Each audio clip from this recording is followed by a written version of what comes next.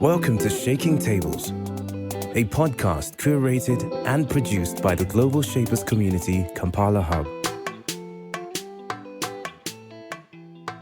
Shaking Tables is a series of in-depth conversations between Kampala Hub members and carefully selected guests. Our intent is to create relevant dialogue that drives action and change in our communities. Internally, we've debated about the sort of Uganda we want to see and what it could potentially look like. But how do we make it a reality?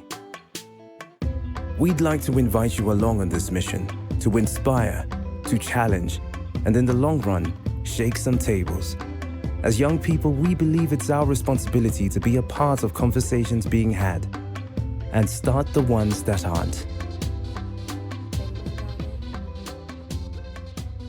It's a beautiful morning in Kampala, and we are in conversation today with Angela Kasekende, who is running for the National Female Youth MP. Hey, good morning to you, Angela. Good morning, Raymond. How are you doing? I'm well. How are you doing? I'm doing well, thank you. How's your campaign? It's going well. What have you been doing in the recent past about your campaign? Well, I've been talking to a few youth leaders, and I've also been talking to a few partners that could push my agenda forward. When you talk to partners and youth leaders, who do you tell them that Angela is? Well, for the youth leaders, I tell them that I'm a young person just like them who wants to see them have better lives in the country. And, it's our responsibility. It's time that we should take responsibility to solve the issues that we face in our country together as a unity, and we shouldn't be segregated to do that. If we strip the veil of the politics, who is Angela? What kind of homestead did you grow up in?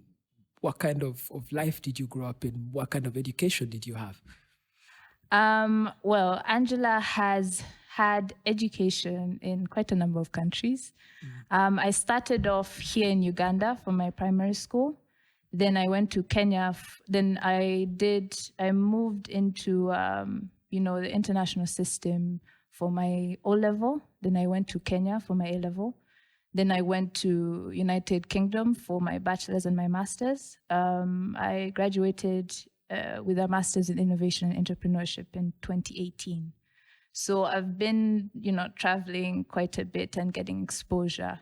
That's why I chose to come back home, because I've been seeing what's happening out there, and I want to make sure that people have, better lives here. We shouldn't be going out there to actually get the opportunities. We should come back home and find ways to help our societies, our communities, because at the end of the day, we're Ugandans and this is our home. Paint a picture for me of the kind of family you grew up in, the kind of homestead you grew up in, the siblings that you had at the moment, and the impact they had on you. Well, I will start off with my grandfather, because he was a man who was all about love, unity for his society. My village is in Musanja, Chitezi, which is on Gayaza Road. That's in Kampala. It's not a village. Well, that's where I come from. All right. That's where my grandfather was buried. So that's our home. We're a big family. We're about 200 in our family. My siblings, are in different sectors, and the way we've grown up, coming from my family, my father's always told us that we have to work hard and impact lives of other people. And that's how it's been, from my grandfather to my father, then us. That when they take us to school, they invest in our education so that we can also impact other people, so that, it's like a cyclical process. So I would say I come from a very academic background, very hardworking people. And, we always want to make sure that we can impact society in whatever we do, whether we are in economics, whether we are in IT, engineering, social work, or even now politics. So we always find a way to impact society in whatever we do. From your very young age, when did it occur to you that I'm a leader? Like, the blood in me is leadership blood. I would say from secondary school. Actually, no. It was from when I was in primary school, but I always had the fear. because of competition. And when you have the fear and you're shy to get out there and lead, and you see someone who's stronger than you, you're scared to go forward. So I've always been running away from leadership because I've always had that fear within me, until I went to university and I actually did a module in leadership. And I would say it's more of baptism of fire. I was pushed into actually being a representative for my course, to be the voice for the students for both my bachelor's and my master's. So it started off like that, and also learning how to be an effective transformational leader, because I took those modules both in bachelor's and master's. Then I came back and joined the Young and Emerging Leaders. So it was a process, but I still wasn't sure, being a leader, where do I want to be? Like, where would be the most impact as a leader, if it's a, businesswoman or politics or anywhere else.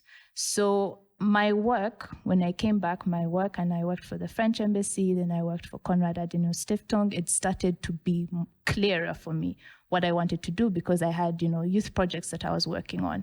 I had the geopolitics conference, where I had many panelists from all over the world, where we were involving, young people from different universities, and, giving them this free conference where they can be involved in discussions and, give them that voice. So it made it clearer as to, I want to impact young people on a larger scale. And, politics influences us, negatively or positively, but I've chosen to do that positively. I'm all about, passionate about change, and one of the things to do that is through leadership. And in Uganda, it's through politics on a larger scale. On the morning you woke up to declare that today I will run for the National Female Youth MP, what was that morning like? I didn't sleep. There was no sleep. Why didn't you sleep? I was so nervous. It was a thought process, right? It was a thought process. But on that day, it was so real that I was actually going to declare, and then everyone would know that I'm actually going to run for office. So I was nervous because I'm new into politics. So it was, what will happen once I say that I'm going to run for National Female Youth MP? I'm new. I've not been in the political, environment. I've not been in youth politics. So I think it was the fear of, what would people look at me as? Would they look at me as someone who's passionate to actually lead and create change for the young people? Or would they look at me in a different light? Did you at least eat your breakfast? Yes, I did. Okay. But when you mentioned the fear of perception, how people would perceive you, the kinds of interactions that you'd had before you met this bid, what did you perceive of the people that you met, the kind of society that you met, the kind of people that you wanted to lead? What did you perceive of them?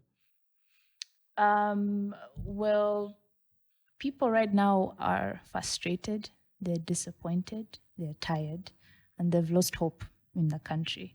Because the main thing that kept on coming was they elect people into parliament and they support them, they're always with them through the whole campaign.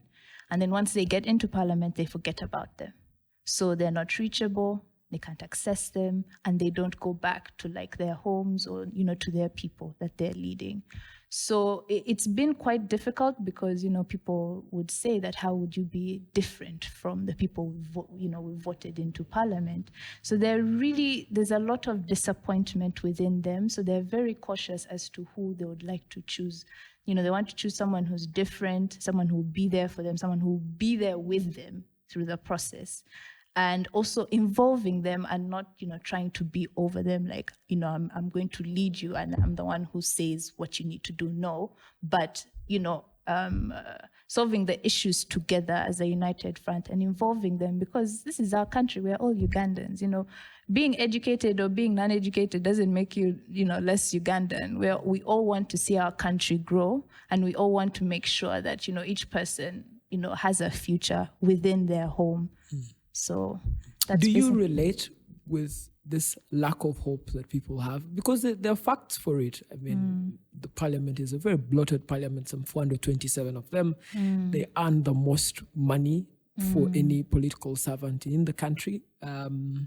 They take home large amounts of money. They do very little work in terms of legislation. Parliament is not really the voice of the people. When people say they have agitation concerns, we've seen tremendous people go out into the streets and have protests for things that they would have gone to Parliament for legislation for. Do you see yourself as part of the disgruntled? And if you see yourself as part of the disgruntled, what about that do you intend to change with your leadership? I mean, that's the reason I'm actually getting into leadership, because I am tired of also complaining that the leadership, some of it is, not right. So that's why I'm taking that first step. I'm not saying that's going to be easy, that I go in there and then I'm going to make things work then. It's going to be a process. And of course, it's going to be a lot of, speaking up. And that's why partnerships are also very important, because you can't expect me as one person to actually, solve the issue of unemployment, because it's a massive issue. It's something that a lot of partners have to come on board in order for it to have an impact on the whole country. Being a national female youth MP, I have to look at all the youth, not just, the different regions.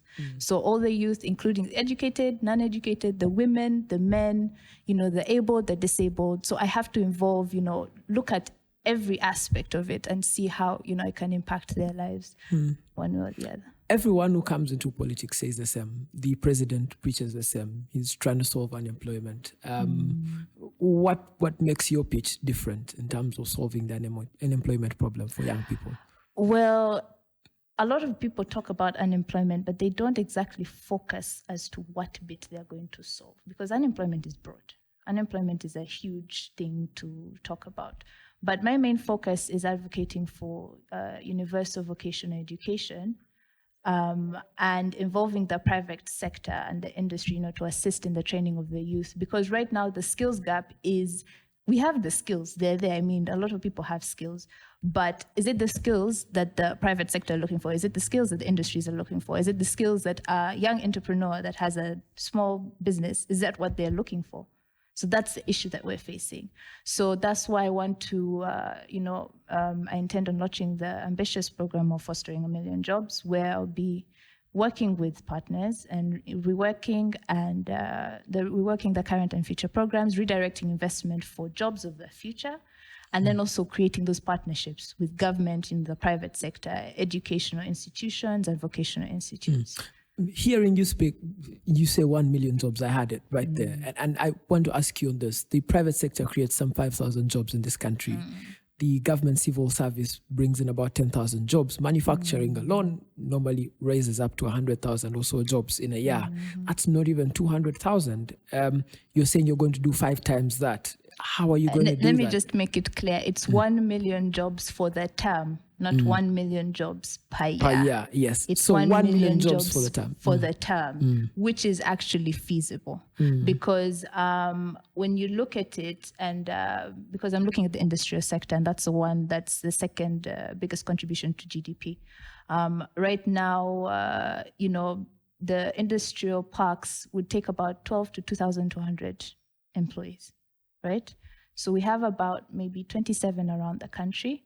And what I'm looking at is mass employment, not just employment. I'm looking at mass employment, and vocational institutes. Once, the industries train the people in the vocational institutes, then they are ready to actually get in there and start the work there and then, instead of actually the industries getting these people and they have to retrain them, because that's a cost. So if they get them and they're ready, then that's increasing productivity, and also helps to expand the business, and then also it contributes to the overall GDP. So that's how I'm looking at it in a summary. There's contraction in the economy caused by COVID-19. Contraction in all economies across the world, and much of the manufacturing and industry in Uganda is powered by finance and capital from the US, from China, which are contracting economies at the moment. Have you factored that into your pitch for the next 5 years, where you're going to be member of parliament, and how do you plan to address that? Well, the industry sector is quite big. It's not just manufacturing. There's also construction, and construction can't stop whether there's COVID or not. And right now, when you look at the housing and urban planning, it still needs work. The roads, the dams, that still needs work. And with one project, it takes thousands of employees. So when you look at, building, for example, building a house, you need specialists for the foundation. Then you need roofing. Then you need painting. Then you need interior design. Then inside, you can't live without, furniture. You need carpentry, the skills of carpentry. That includes, the carpentry itself and the welding. So there's a lot of people involved in that process. Let's not look at just the house, but also the external people who actually make, the house come to life. So industry sector is quite big. There are many different avenues I'm looking at. So that's manufacturing, construction, and then the oil industry, they've just signed the agreement, which takes about 100,000 to 150,000 employees. So it's looking at different aspects, not just at manufacturing. Some of the jobs that you're mentioning are targeted jobs. Say the oil refinery, it's a job that people will be done in 2 years and it will go away. How sustainable is your job creation pitch? Well, right now it's just, it's still a concept, it's a concept of, it's a proof of concept plan. So at the moment, vocational education is more like a tool as to how it can link the people with the skills to the purpose, because there's the issue of the demand and supply issue.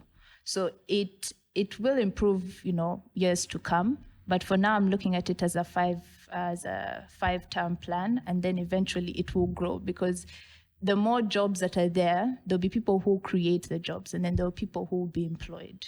So it's more of you impact people, and then they can be able to impact the rest. Yeah. You're going to be one in a parliament of 508. There's a whole national development plan, which might differ from the plan that you have for development for the country.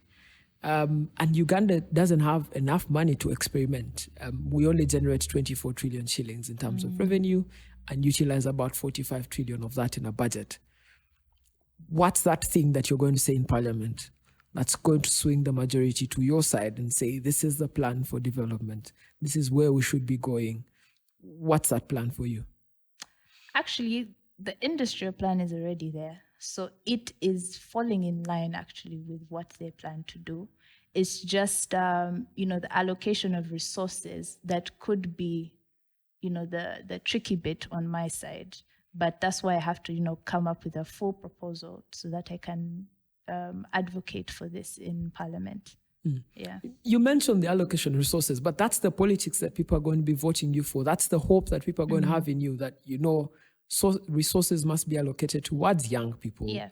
And you must negotiate for those resources to come towards them. Yeah, that's why it won't just be the government that's going to be dealing with this. It will also have to involve the private sector.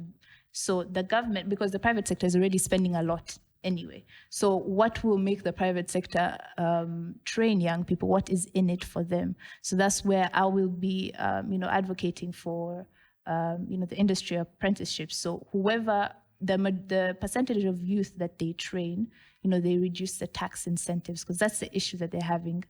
When they train them, then it reduces on the cost of, training, the overall cost that they have at the moment. Yeah. I want us to talk about social welfare. When people measure change in their lives, it's access to health, access to education. What does your pitch for leadership have for them for social welfare? Employment is actually an umbrella of all that, because if you're employed and then you're getting some kind of income, then you can afford the healthcare services. For the young women, they can be able to afford the hygiene products. People can be able to, with the vocational training, it's also going to be similar to primary and secondary education. So it's going to be a change in curriculum, whereby it's not what we have now. It's a curriculum that's based on the demand for the private sector and industrial sector, and then also having those soft skills that people don't have. So, for example, if someone is into carpentry, they might have the technical skills, but they might not know how to, communicate financial management or business development. So when they're done, they have a choice of whether to be employed or they can just start off their own business. And then financial management, there's also the training where they can be able to access funds, and that's where the partnerships does come in. Yeah. Let's talk to politics. Your opponent, the National Resistance Movement and the Forum for Democratic Change, which are both some of the biggest parties in the country, have consistently claimed the seat that you have, that you want right now.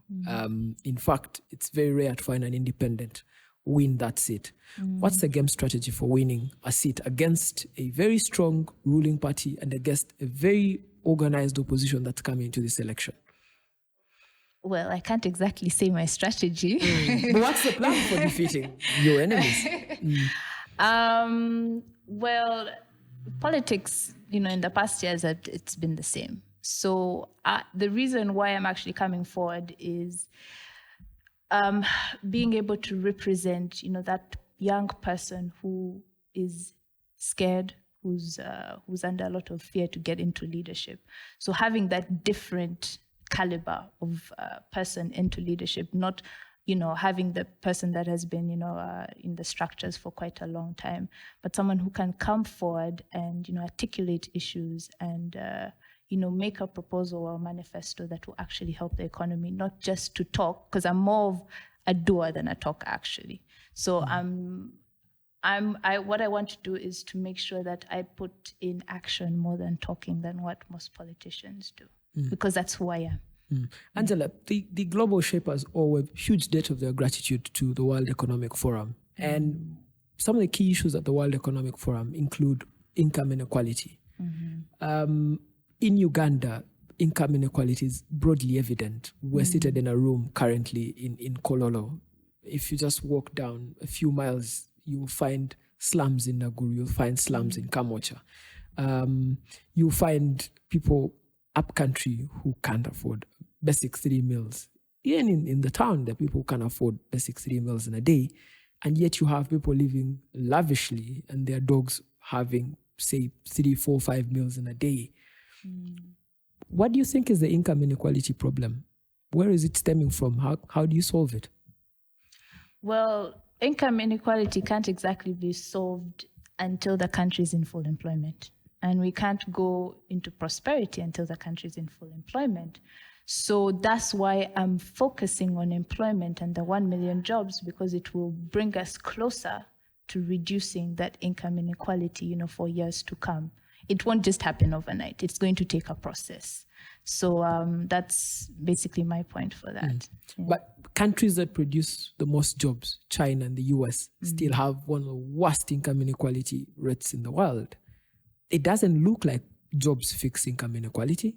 In fact, in the jobs, who gets the bigger paycheck at the end of the day gets more money. How are you going to redistribute that wealth? There's also other inequalities involved in there. The educated, the non-educated, people in power and those who are not in power. That is something that's ingrained in our society and our culture, and it can't be solved overnight. It's something that all of us have to be able to come forward and try to make it better. It's something that's going to take a process. And it has to take all of us, not just one person to talk about it. Because if one person talk about it today, tomorrow it's forgotten. If people are not on board, then it has to take, a group of people like us young leaders. If we're not okay with it, what are we going to do together to make sure we reduce that inequality? It's in the society. It's been there for years. So how can we at least take that first step and see how we can make that better? So it is something in our society that we'll have to do as a... But when I sit back on this end, I'm the young leader and I'm voting you for National Youth Female MP, and I want you to produce for me how to solve this income inequality problem. I want you to show me a light within which I can run with. So what does the runway look like? And what is the light at the end of the runway where you say, this is where we should go to fix the income inequality problem? Yes. I still believe it's actually through employment. Strongly. I still believe that because, with employment and giving the chance to those who are not educated to get that vocational training gives them that hope and gives them knowledge that they wouldn't have gotten before because they don't have the money, or maybe a young girl got, pregnant at a young age and she lost hope. So it gives them that hope. It gives them, the opportunity to gain the knowledge and also to start work on their own. As a young girl, if, she got pregnant at a young age, then she has an opportunity to, do something with her life. If parents, young people who lost their parents at a young age and they don't have the money to take care of their family, they have the opportunity through vocational training because it will be universal and it would be free. So I want people to have opportunities, not just us who've been through school and then who have to, be there for them. I want everyone to have that opportunity so that they have a better future for themselves. Shaking Tables wants you to be a part of these conversations. Let us know what topics or conversations you'd like to hear via Twitter, Facebook, and Instagram using @GSC Kampala Hub. Let's talk about participation. For decades now, young people haven't participated in electoral processes in the country. And it's evident you have one of the youngest countries in the world, and our voters' roll has only about 10 million voters, 11, 12 million voters. The people who actually show up on voting day are less than 7 million who vote who becomes president.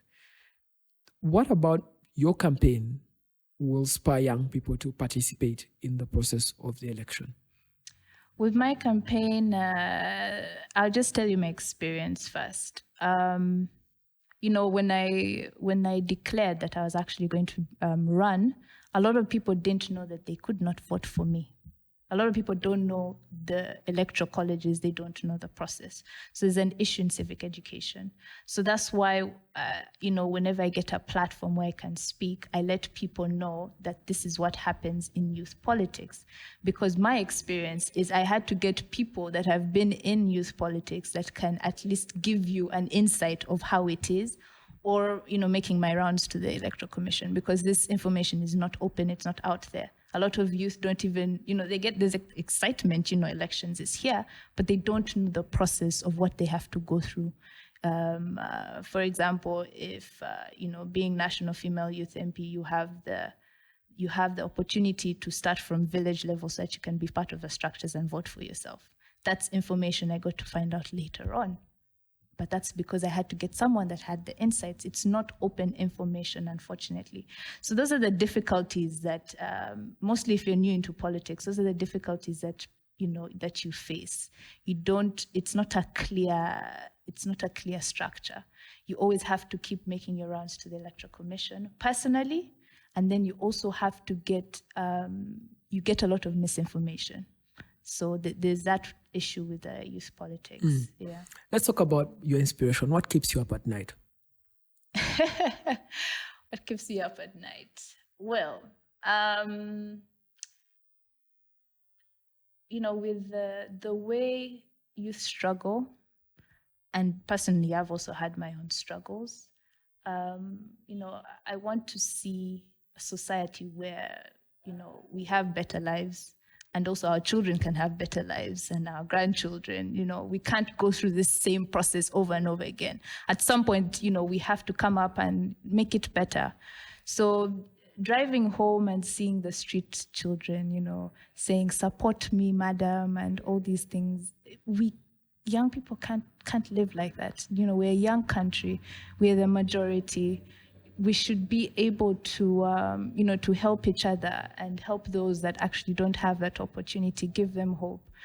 That keeps me up at night, actually, because that actually gives me motivation to work hard and find ways, because in this political journey, it's not easy for me too, because I've had obstacles, I've had people who've put me down, I've had all kinds of things. But seeing these young people in the streets, and also getting those phone calls of someone who's in a carpentry saying that it's good that I see them, when they see the interviews, it's good that I talk, I'm talking for them. They feel that I am talking for them. I'm with them in the process. That's what motivates me to do better every day. Even though I have bad days, I just remember those people. Those are the people that keep me up every time, because I don't want to disappoint, my supporters and voters out there, because me giving up is actually not part of the plan. What's a bad day for you? Bad day is with politics. I'm more of a planner. I like to plan but with politics, I've got to learn how to do a lot of things last minute. There are a lot of changes along the way. Mostly when you think that you are moving forward, and then you see you're moving to 10 steps back. When you think you know something, but in actual fact, you probably got misinformation. which puts you behind a little bit.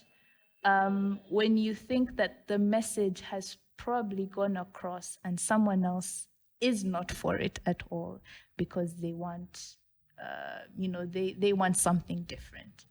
So then I have to rework everything.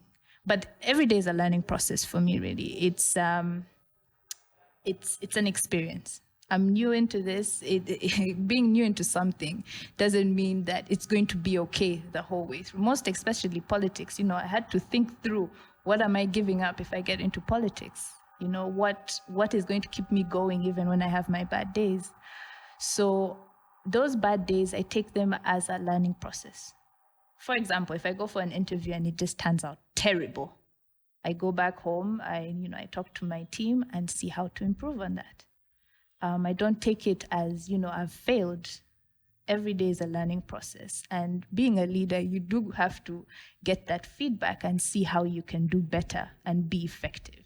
Because if you don't get that feedback, if you don't listen, then you will not be effective. And what's the whole point, of us being young leaders and we don't, we go through these leadership programs to be effective. For example, in Young and Emerging Leaders, the 4 principles, which is knowledge, clarity, empathy, and volunteerism. Volunteerism is me getting into politics. So those 4 principles are what keep me going every day so that I don't fall off, the path, the right path. Yeah. In the political establishment, who inspires you? Does it have to be in Uganda? It doesn't. It has to be good. But I'd love to hear also a name from you. You can give me many names, but I'd love to hear Uganda. I would say they're mostly women. So, of course, Barack Obama and Michelle Obama. But here it would be Winnie Kiza. That would be one of the people that I look up to because she tries to be as authentic as she can be as an effective leader in what she does. So that's basically one of the people I look up to in Uganda as a young woman getting into leadership, yes. What do you do when you're not doing politics? That's a tough question. I feel like I do politics 24 hours a day. There's definitely something you do as well, politics. No, I'm still working. I still have a job.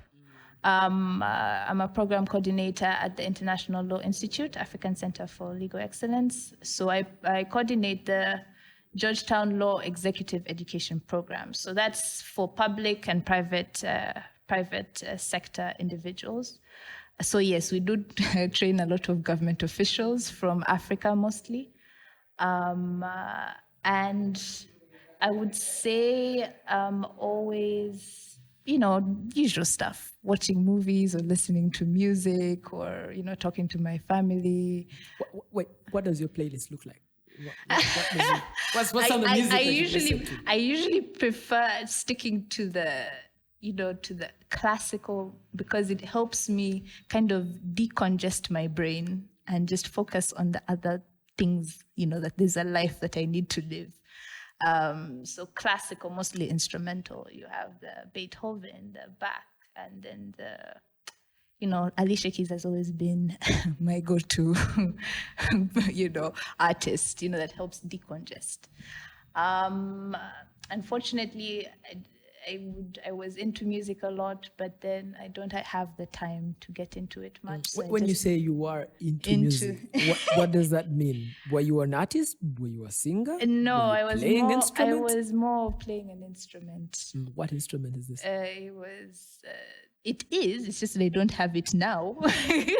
The piano. That would help decongest my mind and will also help me think. I was quite obsessed with the instrument before, but then, when you get responsibilities, then you kind of put it aside and then you have to think about the bigger picture. But I would say that's how I spend my free time. There's very little free time I have, so so I try to use it effectively, or I get a phone call and, there's so many demands and If you are a painter, whichever painter, Da Vinci perhaps, and Uganda were the mural for you, what would that painting look like for you? What's the kind of Uganda you'd paint? Well, the kind of Uganda I would paint, because my platform is on hope, growth, and prosperity. So, the prosperity is more of having a shared future in mind where, youth have the opportunities. I mean, in the US, you find a 16-year-old who's a director. Why is it that Uganda, we can't, encourage our young people to But get... Uganda is not the US. I know, but what I'm trying to say is that we can get there. There is hope. We can get there. I'm not saying that we're going to be in the same situation forever. I mean, Africa is growing. Uganda is going to grow. We have hope. It's just that also, it depends on the kind of leadership that's there to help that growth. Yeah. If you were, with all executive power of Uganda, you're president of Uganda, what are the things that you'd change most immediately about the country?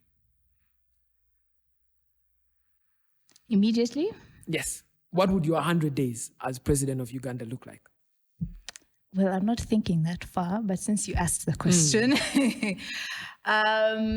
there's a lot of structural issues, but I think it would be the government first, because if fixing the issues within the government and making sure that you have the right people who are not corrupt and who are willing to put in the effort and willing to work, then the other issues, like education, health services, will come into place. But if you cannot fix the central part, then nothing else is really going to change. Where are you going to find these people? Uganda is a deeply corrupt state. Where are you going to find people who are clean, who believe in the principles and ideas you believe in? Well, and who would work for less money because civil service has no money in it? I think it was Singapore. There was, I think it was actually the World Economic Forum, one of the sessions that they had, and they said something about if you want to actually reduce on corruption, set an example, and not to punish the people at the low level, but the people at the higher level, the leadership first. Because, leadership is the one that influences, the lower people. They get to see, young people get to see what the leaders are doing. So if they're violent, they will be violent. If they're not violent, then they won't be violent. If they're serious about fixing the issues, then the young people will look up to them and say that, you know what, I want to be like this person. So the role models are very few. And I think also holding our leaders accountable is quite scarce, because you have the people in parliament for 5 years, but they're not being accountable for their actions every year, which I think should be there. So accountability is key, and also not a lot of leaders will be transparent and authentic, but I think starting from accountability, I think will take us a long way. Yeah. The global stage, very finally, and I want us to speak about that. The problems we have in Uganda are not unique to Uganda. Access to opportunity, unemployment, representation. These are problems that are global in nature. Sure. And you're going to be a young leader, not just for Uganda, but for the world too. How do we fix the world today? Well, I'll just talk about my experience when I was in the UK. So I remember I just submitted my dissertation and I was looking for jobs. I applied to over 60 jobs and I got 60 rejections. And the reason for that is because they take into account their young people first before international young people. Now, the issue we face in Uganda, it's the other way around. We should actually invest in our Ugandan young people and give them an opportunity first before anyone else, because it's our country. At the end of the day, they'll come work here for 3 years and then go. So if we don't invest, if we don't use that opportunity to invest in our young people, we'll still remain stuck. So, the thing that I kept on getting is, we need to look at our locals first, then we can look at the international students later on.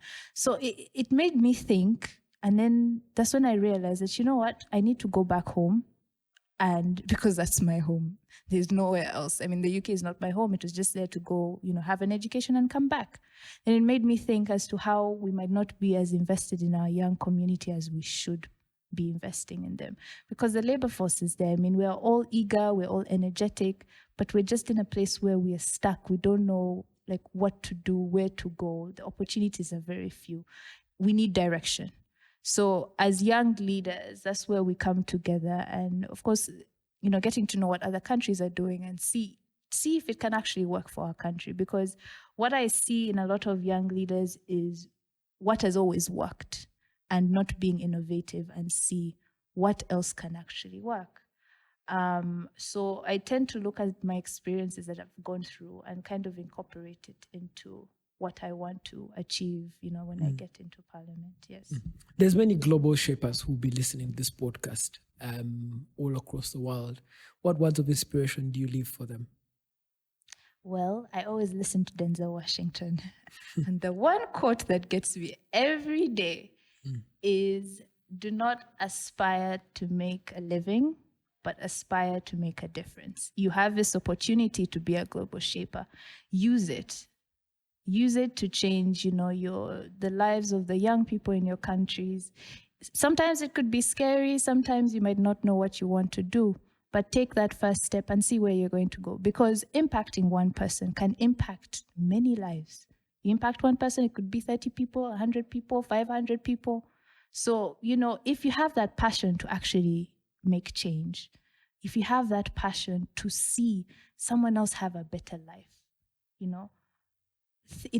think through it. What do you want to do for your people in your country? What do you feel that should be done? And just go for it. Don't think about, I always say, block the background noise, because I have a lot of people that keep on telling me, Angela, you can't do this. What are you going to do when you get there?